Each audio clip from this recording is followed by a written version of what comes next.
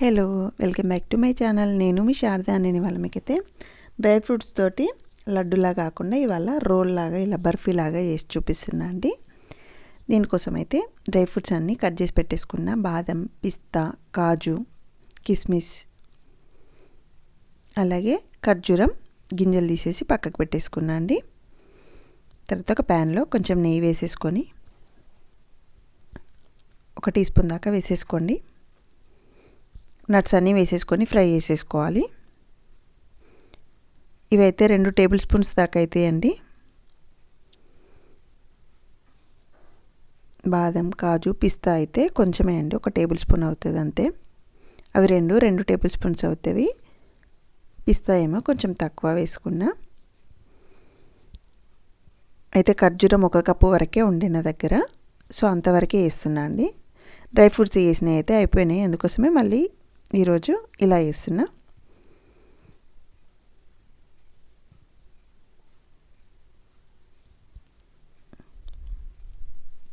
పుచ్చకాయ గింజలు, అలాగే సన్ఫ్లవర్ సీడ్స్,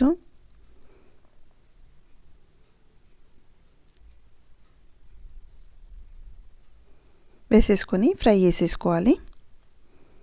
ఈ గుమ్మడికాయ గింజలు కూడా వేసేసుకోవాలి. ఇవైతే అన్నీ 1 టేబుల్ స్పూన్ దాకా వేసుకున్నా అండి. తర్వాత కిస్మిస్లు ఇవి లాస్ట్లో వేసుకున్నా ఏం కదండి, వేసేసుకొని ఫ్రై చేసేసుకోవాలి. ఈసారి అయితే ఇందులో నేను ఎండు కొబ్బరి వేసుకోలేదు, మర్చిపోయినా. ఎండు కొబ్బరి ఉంటే కొంచెం ఎండు కొబ్బరి కూడా వేసేసుకోండి. ఖర్జూరం గింజలు తీసేసుకున్నాం కదండి, అవి మిక్సీ పట్టేసుకోవాలి. ఇలా మీడియం ఫ్లేమ్లో పెట్టేసుకొని మంచిగా ఫ్రై చేసేసుకోవాలి. తర్వాత ఒక గిన్నెలోకి వేసేసుకొని మనం మిక్సీ పట్టిన పేస్ట్ ఇందులో వేసేసుకొని ఫ్రై చేసేసుకోవాలి. సాఫ్ట్ అయ్యేంత వరకు ఫ్రై చేసుకోవాలండి. ఫ్లేమ్ కొంచెం తక్కువ పెట్టేసుకొని ఇలా మధ్య మధ్యలో కలుపుతూ మంచిగా సాఫ్ట్గా అయ్యేంత వరకు ఫ్రై చేసేసుకోవాలి. చాలా సింపుల్గా వేసేసుకోవచ్చండి. ఇది ఎవరైనా ట్రై చేస్తే రాదు అన్నట్టు ఏమి ఉండదు, ఈజీగా అయిపోతుంటుంది. కొంచెం ఇలాచి పౌడర్ కూడా వేసేసుకొని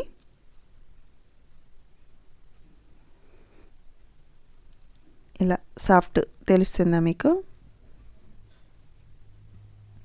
ఇలా అయిన తర్వాత ఇందులోకి డ్రై ఫ్రూట్స్ వేసేసుకోవడమే. వేసేసుకొని ఈ ఖర్జూరం పేస్ట్ పీసెస్కి అన్నిటికీ మంచిగా పట్టేలాగా మంచిగా కలుపుకోవాలి.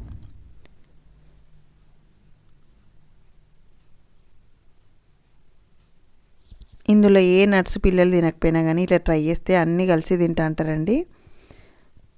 తినని వాళ్ళైతే తప్పకుండా ట్రై చేసుకోండి. రోజు ఒకటి ఇవ్వండి చిన్నపిల్లలకి, హెల్దీ. ఇక స్టవ్ ఆఫ్ చేసేసుకొని అంతా కలిసేలా కలుపుకోవాలి. ఇది చల్లారేలోపు నేను కొన్ని గసగసాలు కూడా ఫ్రై చేసుకుంటున్నా అండి.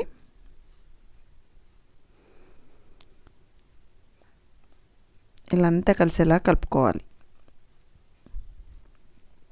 గసగసాలు కూడా ఫ్లేమ్ చిన్నగా పెట్టేసుకొని ఒక 2-3 మినిట్స్ ఫ్రై చేసేసుకోవాలి. మాడిపోతాయి. ఇలా ఫ్రై చేసుకున్న తర్వాత ఇది కొంచెం చల్లారిన తర్వాత ఇలా రోల్ లాగా ప్రెస్ చేసుకోవాలండి.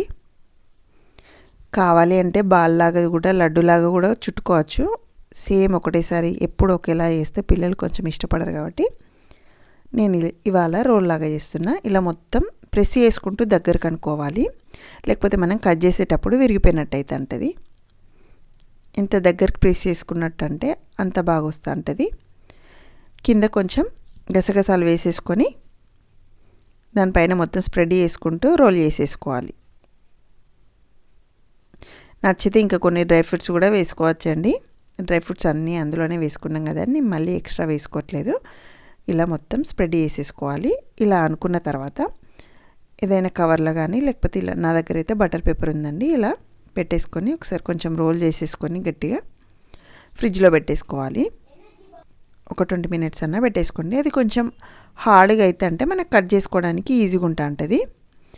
ఒకవేళ తొందరగా కట్ చేసినాం అనుకోండి కొంచెం సాఫ్ట్గా అయిపోతూ ఉంటుంది. మనం షేప్ ఇచ్చుకోవచ్చు.